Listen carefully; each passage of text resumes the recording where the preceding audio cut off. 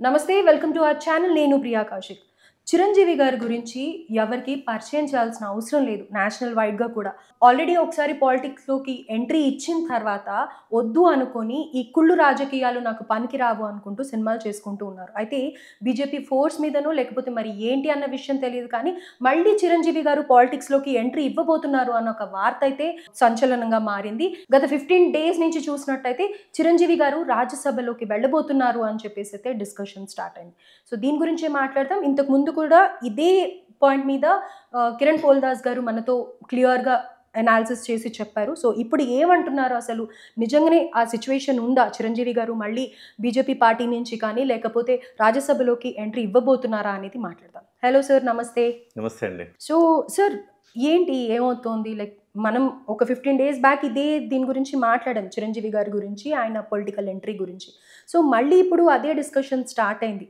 And reason కూడా ఏంటి అని అంటే కనుక విజయసాయి రెడ్డి గారి రాజీనామా తర్వాత మళ్ళీ ఇది మొదలైంది అని అనుకోవచ్చు ఎందుకు నిప్పు లేనిదే పొగ రాదు అని అంటారు కదా మరి ఎందుకని పదే పదే మళ్ళీ ఇలాంటిదే టాపిక్ పైకి వస్తుంది నిజం మీరన్నది నిప్పు లేనిదే పొగ రాదు కదా సో ఏదో జరుగుతోంది అనేది ఇంతకుముందు కూడా ఒక సందర్భంలో మనం ఇదే అంశాన్ని మనం ప్రస్తావించినప్పుడు ఇప్పుడు చాలా రోజుల క్రితం రాజ్యసభకు వెళ్తారు అని ప్రస్తావించినప్పుడు కాదు వెళ్ళే అవకాశం లేదు అనుకున్నాం ఆయన సంక్రాంతి సంబరాలు దాదాపు 15 రోజుల క్రితం సంక్రాంతి సంబరాలకు కిషన్ రెడ్డి గారు ఆయన ఆహ్వానించినప్పుడు చిరంజీవి గారిని నరేంద్ర మోదీ గారు చిరంజీవి గారు చాలా సన్నిహితంగా ఉండటం చిరంజీవి గారికి అత్యంత విలువను ఆ సందర్భంగా వాళ్ళు బీజేపీ వాళ్ళు ఇవ్వటం ఇవన్నీ చూసిన తర్వాత చిరంజీవి గారు మళ్ళీ రాజ్యసభకు వెళుతున్నారన్న మాటలు వచ్చినాయి అంతకుముందు 3 రాజ్యసభ స్థానాలు ఖాళీ అవుతాయి అనుకున్నప్పుడు కూడా చిరంజీవి గారు రాజ్యసభకు వెళతారు లేదా నాగబాబు గారు రాజ్యసభకు వెళతారన్న మాటలు కూడా వినపడ్డాయి సో అంతకుముందు చిరంజీవి గారు ఈ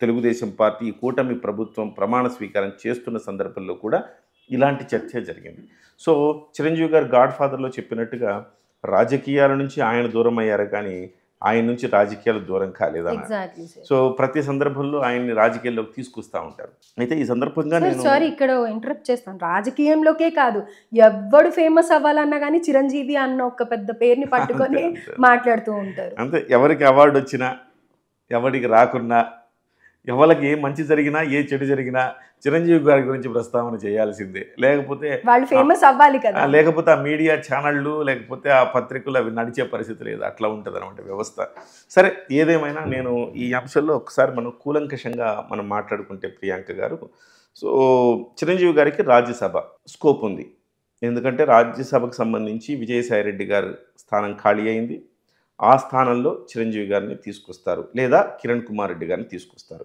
ఫస్ట్ ప్రయారిటీ చిరంజీవి గారు ఆయన ఒప్పుకోకపోతే కిరణ్ కుమార్ రెడ్డి గారు అంటున్నారు ఆయన కూడా అసలు ఎక్కడ కనిపించట్లేదు కదా కిరణ్ కుమార్ రెడ్డి గారు కనిపించట్లేదు చాలా రోజుల నుంచి ఒక డిమాండ్ ఉంది కిరణ్ కుమార్ రెడ్డి గారికి రాజ్యసభ ఇచ్చి ఎందుకంటే ఆయన ముఖ్యమంత్రిగా పనిచేసిన వ్యక్తి రాష్ట్రానికి సో ఉమ్మడి రాష్ట్ర ఆంధ్రప్రదేశ్కి చివరి ముఖ్యమంత్రి ఆయన సో ఇవాళ ఆయన్ని ముఖ్యమంత్రిగా పనిచేసిన వ్యక్తి కాబట్టి బీజేపీలో ఆయనకు ఒక సముచిత స్థానం ఇస్తే రాజ్యసభ లాంటిది ఇస్తే రాయలసీమలో పార్టీని బలోపేతం చేసుకోవాలనేది ఒక ఆలోచన వాళ్ళకి సో ఆ రకంగా ఆయన సెకండ్ ఆప్షన్ కనపడుతున్నారు చిరంజీవి గారు ఫస్ట్ ఆప్షన్ కనపడుతున్నారు చిరంజీవి గారిని బీజేపీ వాళ్ళు అడిగిన మాట వాస్తవమే కూటమి నుంచి ఎన్డీఏ ఆయన రాజ్యసభకు పంపిద్దాము అన్న మాట వాస్తవమే ఇందులో డౌట్ ఏం లేదు కానీ చిరంజీవి గారు సున్నితంగా తిరస్కరించారు ఇది గతంలో కూడా మనం చెప్పుకున్నాం అయితే కొత్త ప్రతిపాదన తెర మీదకి వచ్చింది ఏమిటి అంటే చిరంజీవి గారికి రాష్ట్రపతి కోటాలో ఇద్దాము మళ్ళీ అని ఎందుకంటే రాజకీయ పార్టీల తరపున ఆయన ఎంపీగా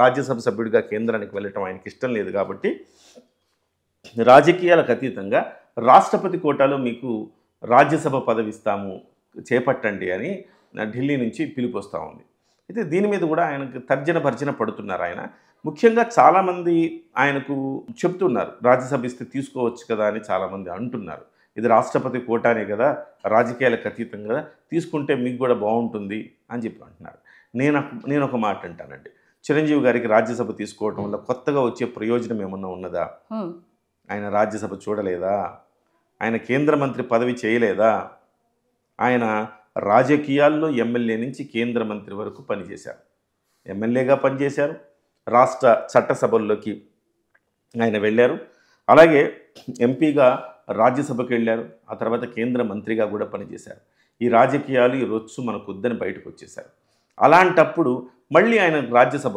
కోర్స్ రాజకీయాలకు సంబంధం లేకుండా రాష్ట్రపతి కోటాలు ఇచ్చినప్పటికి కూడాను ఆయన అక్కడికి వెళ్ళిన తర్వాత ఆయన కొత్తగా మనగొరే ప్రయోజనం గతంలో ఆయన ఎప్పుడు చేయకపోతే అబ్బా ఇది చేస్తున్నాం అనుకోవచ్చు. కొత్తగా ఏం ప్రయోజనం? ఆయనకు ప్రయోజనం లేదు, శూన్యం. ఎవరికి ప్రయోజనం ఉంది? బీజేపీకి ఎంతో కొంత ప్రయోజనం ఉంటుంది.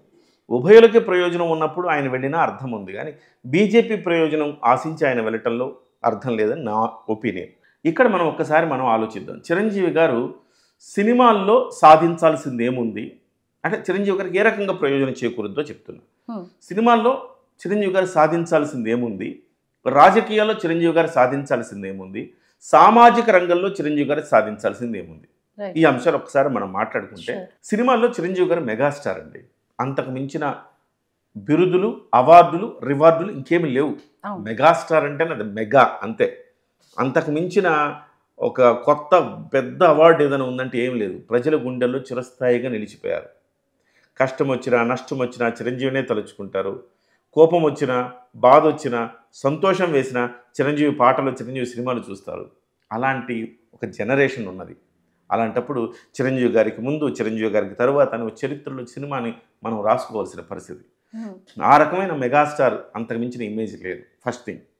రెండవది, ఆయన సినిమా రంగంలో సాధించాల్సింది ఏమన్నా ఉందా అంటే అనేక అవార్డులు, ఫిల్మ్ ఫేర్ అవార్డ్స్ వచ్చినాయి, నంది అవార్డ్స్ వచ్చినాయి, ఐఫా అవార్డ్స్ అనో, సైమా అవార్డ్స్ అనో ఇలా అన్నీ వచ్చేసినాయి.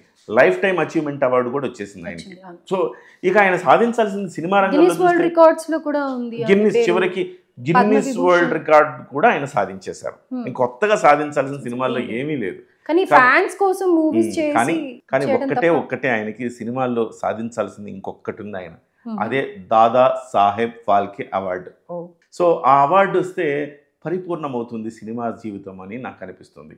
అదొక్కటి సాధించాలి నిజానికి. అది వస్తే ఆయనకు ప్రయోజనం. పోనీ రాజకీయాల్లో ఏం సాధించాలి మాట్లాడుకుందాం. రాజకీయాల్లో ఆయన సాధించాల్సింది ఏంటంటే, ఇప్పటికే ఆయన రాజకీయాల్లో ఇంతకుముందు చెప్పుకున్నట్టుగా ఎమ్మెల్యే అయ్యాడు, ఎంపీ అయ్యాడు, కేంద్ర మంత్రి అయ్యాడు. మహా అంటే ఆయనకు అందని ద్రాక్షగా మిగిలిపోయింది కేవలం ముఖ్యమంత్రి పదవి మాత్రమే. పోనీ ముఖ్యమంత్రి పదవి చిరంజీవికి అసాధ్యమా అంటే అసాధ్యమేం కాదు.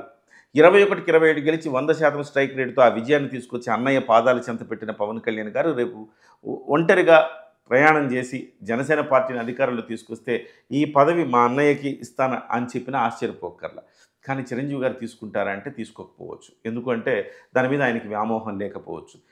ఎందుకంటే ఈ రొచ్చు రాజకీయాలకు నేను దూరం అని చెప్పేశారు కాబట్టి డెఫినెట్గా ఆ పదవి రూల్డ్ అవుట్. ఇకపోతే గవర్నర్లు ప్రతి చిన్నవాళ్ళు చాలామంది అవుతున్నారు. పెద్దగా దాంట్లో వాల్యూ యాడిషన్ ఏమి ఉండదు కాబట్టి గవర్నర్ అనేది కొట్టేసేయాలి. లేకపోతే రాష్ట్రపతి, ఉపరాష్ట్రపతి లాంటి పదవులు ఉన్నాయి.